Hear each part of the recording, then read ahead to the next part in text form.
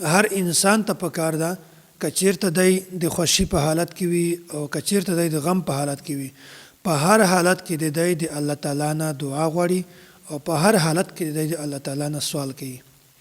کچیرې یو سړی داسې وي چې هغه غواړي چې د غم په حالت کې د دعاګانې ډېر زر قبلې شوی وي، بیا دته پکار ده چې د خوشي په حالت کې هم ډېرې زیاتې دعاګانې کوي. ډېر نن سبا خلک داسې دي چې هغه دعاګانې کوي خو بیا هم د دې دعاګانې نه قبلېږي، مایوسۍ اظهار کوي، هر قسم خبرې کوي. دغه بنیادي وجه دا ده چې د خوښۍ په حالت کې الله تعالی د دې نه ویر وي. لکه څرنګه چې د غم په حالت کې د پریشانۍ په حالت کې موږ تاسو ته الله تعالی را یاد شي، داسې د خوښۍ په حالت کې هم الله تعالی یادوي.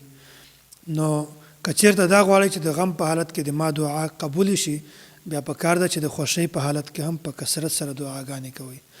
حضرت ابو هريره رضی الله تعالی عنه د رسول اکرم صلی الله علیه وسلم دا روایت نقل کوي. جامع الترمذی کې دا روایت ده: من سره ان يستجيب الله له عند الشدائد والكرب فليكثر الدعاء في الرخاء.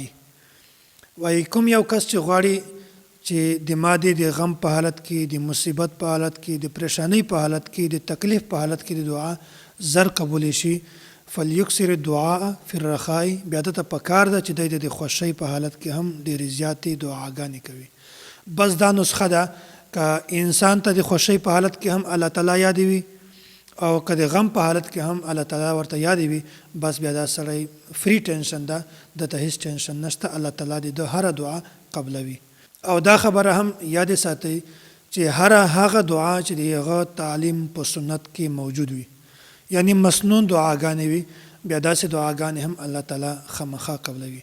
الله تعالی سنت خوښوي او الله تعالی سنت قبلوي. او بیا چې په دې مسنون دعا کې کوم شی هم انسان د الله تعالی نه وغواړي، بیا الله تعالی په دا سنت کې دننه شی هم الله تعالی قبلوي. نو په کار ده چې هر انسان ته چې په هر حالت کې د الله تعالی نه غواړي، که د خوښۍ حالت وي او که د غم حالت وي، بیا الله تعالی د انسان دعا خامخا قبلوي.